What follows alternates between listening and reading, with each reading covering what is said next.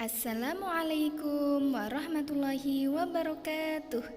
Hai adik-adik, kembali ke pembelajaran Pendidikan Agama Islam dan Budi Pekerti Kelas 6 SD Bab 4. Ayo membayar zakat.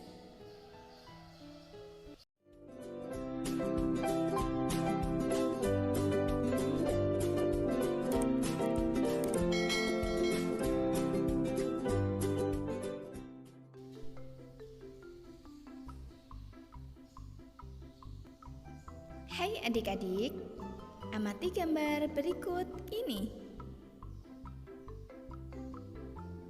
Bisa kalian simpulkan mengenai gambar berikut ini?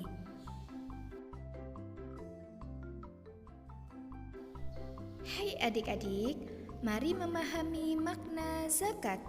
Menurut bahasa, zakat bermakna membersihkan. Menurut istilah, zakat berarti mengeluarkan sebagian dari harta tertentu yang telah mencapai nisab. Jadi, zakat itu sebagian harta tertentu yang wajib dikeluarkan oleh umat Islam untuk diberikan kepada orang yang berhak menerimanya.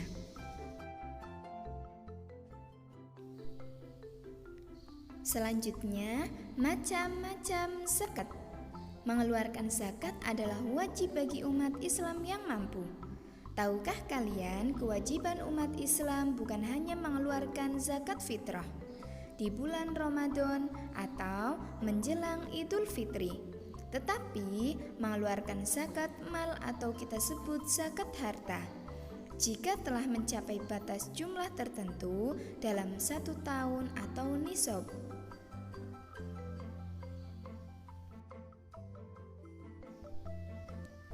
Yang pertama ada zakat fitrah.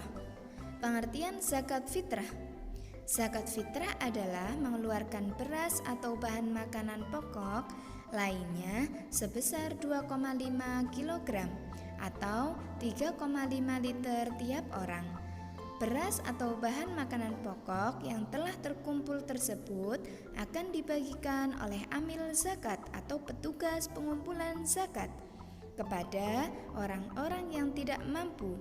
Biasanya para amil zakat membagikan zakat fitrah menjelang Idul Fitri agar orang yang tidak mampu dapat bergembira bersama menunaikan hari raya Idul Fitri. Jadi, zakat fitrah sangat menolong orang yang tidak mampu, baik mereka yang meminta maupun yang tidak meminta. Kita juga ikut menggembirakan mereka untuk bersama-sama merayakan Idul Fitri.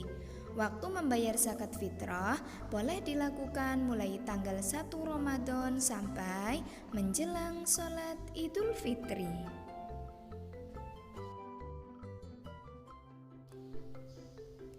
Yang kedua, orang yang wajib mengeluarkan zakat fitrah. Orang yang wajib mengeluarkan zakat fitrah yaitu sebagai berikut. Yang pertama, beragama Islam, laki-laki dan perempuan sejak usia bayi, anak-anak atau lanjut usia. Yang kedua, memiliki penghasilan yang cukup untuk kebutuhan sehari-hari. Zakat fitrah juga untuk anak-anak menjadi tanggungan orang tua mereka. Yang ketiga, orang itu masih hidup sampai akhir Ramadan. Yang kedua ada zakat mal. Pengertian zakat mal disebut juga zakat harta, yaitu mengeluarkan sebagian harta kekayaan yang dimilikinya apabila telah mencapai nisab.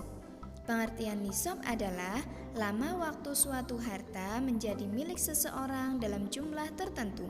Misalnya, jika seseorang muslim memiliki 85 gram emas selama 1 tahun, zakat yang harus dikeluarkan 2,5%.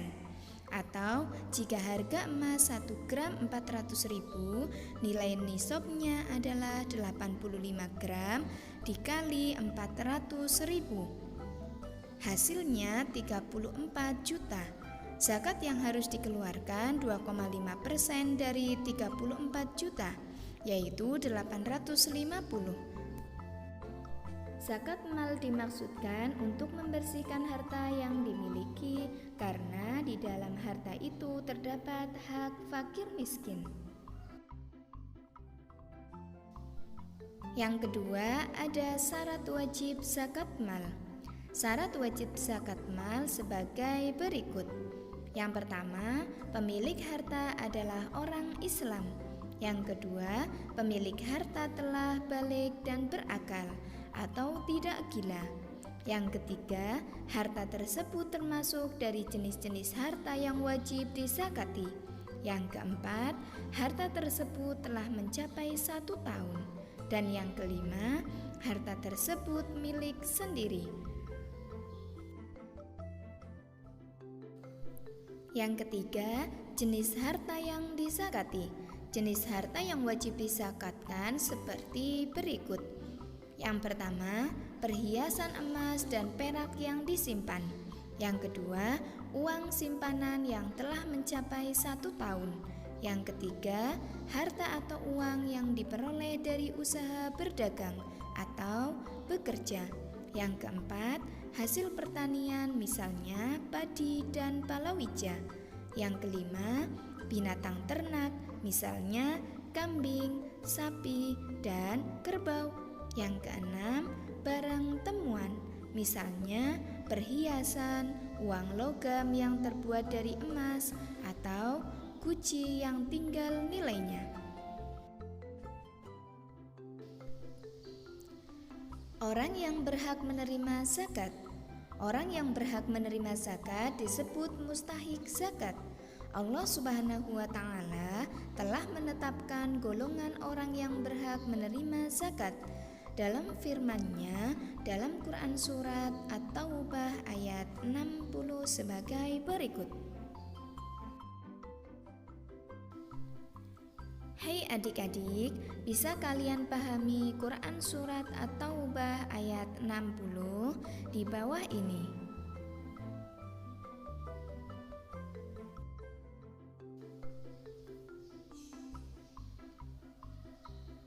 Orang yang berhak menerima zakat. Yang pertama, orang fakir. Yang kedua, orang miskin. Yang ketiga, pengurus zakat atau kita sebut amil. Yang keempat, mu'alaf. Yang kelima, orang beruntung.